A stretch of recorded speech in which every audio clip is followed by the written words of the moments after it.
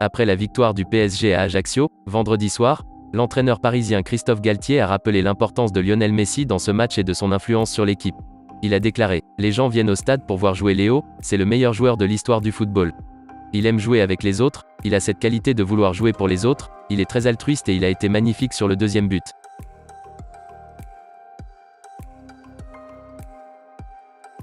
Le Stade Rennais a annoncé la prolongation de son milieu croate Lovro Majer pour une saison supplémentaire, jusqu'en 2027.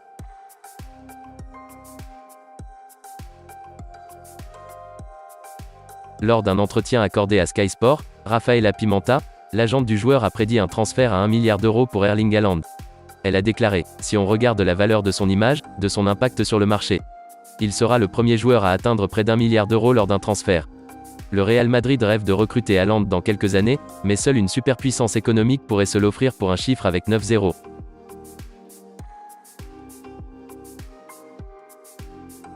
Timothée Kolodziejczak a signé un contrat jusqu'à la fin de la saison en faveur de Schalke 04, le défenseur français était à l'essai avec le club allemand depuis le 11 octobre.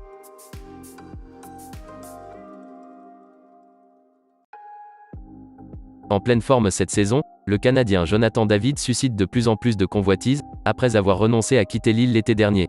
Selon Sky Germany, il fait partie des attaquants suivis par le Bayern Munich en vue de la prochaine saison.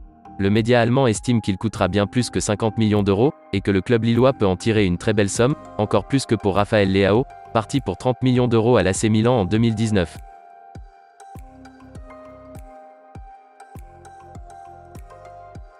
Le jeune Camerounais de 17 ans, Youssoupha Moukoko, libre de tout contrat l'été prochain, est dans le viseur de plusieurs cadors européens. Après 2 saisons tonitruantes avec les U17, l'avant-centre allemand d'origine camerounaise a rapidement connu le monde professionnel avec le Borussia Dortmund, devenant le buteur le plus jeune de l'histoire de la Bundesliga. Selon les dernières informations de Football Insider, Liverpool est entré dans la course pour tenter d'enrôler l'attaquant de 17 ans. Ils ont aussi ajouté que le Paris Saint-Germain, le FC Barcelone et le Real Madrid le suivent également.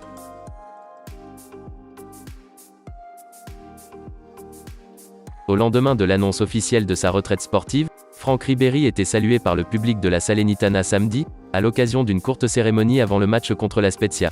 Et l'ancien international français n'a pu contenir son émotion au moment de saluer le public. Un moment fort en émotion pour l'ex-joueur de Marseille et du Bayern Munich.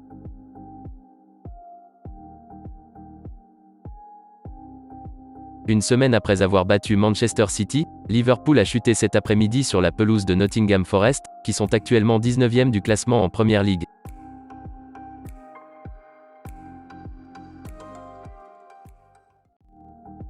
Donc voilà, c'est la fin de la vidéo. N'oubliez pas de vous abonner, de lâcher un like si ça vous a plu et d'activer la cloche pour louper aucune de nos vidéos.